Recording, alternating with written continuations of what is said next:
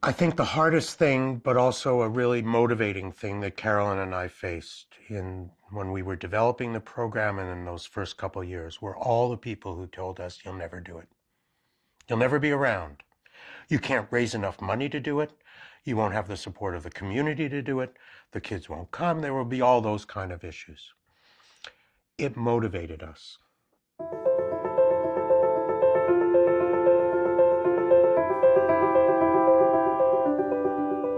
The transition from grade 8 to grade 9 was really very difficult.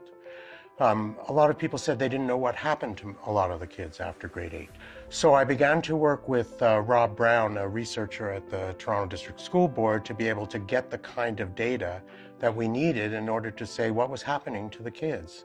And what we found out was just horrific, namely that more than half the kids, roughly 56%, were dropping out of school. We talked to people, and people told us really honestly about the kinds of challenges that they were having as young people in the community, and parents who said, if you want to have the impact on the community, you have to take all of the kids and support them for the whole time they're in high school.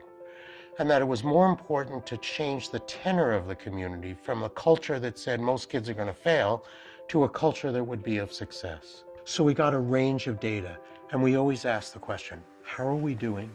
What could we do better? One of the benefits of being able to ramp the program up, to grow the program over those first years, was to be able to make sure that we got student parent support workers, all the frontline staff, who reflected the community.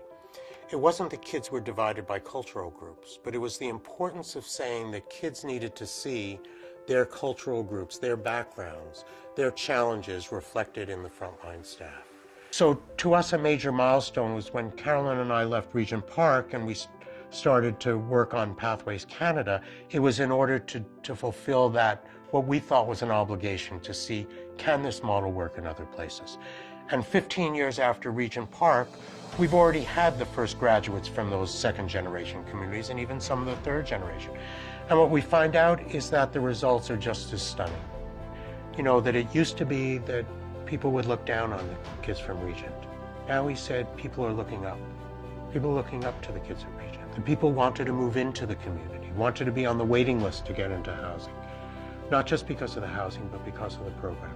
The accomplishments in Regent Park are really important, but the accomplishment that went beyond that is about the replication of the program.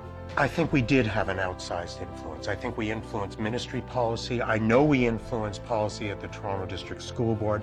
I know that we influenced how kids in Regent Park and how kids in other disadvantaged communities have been treated. I think we did influence that. Thinking back on 15 years, I didn't doubt that we could do it. One of my fondest memories was Carolyn and I at the first graduation. My greatest pride about that was not what I said, was the fact that I said, this is the last time I will speak on behalf of the kids. You can see they're perfectly competent to speak on their own behalf.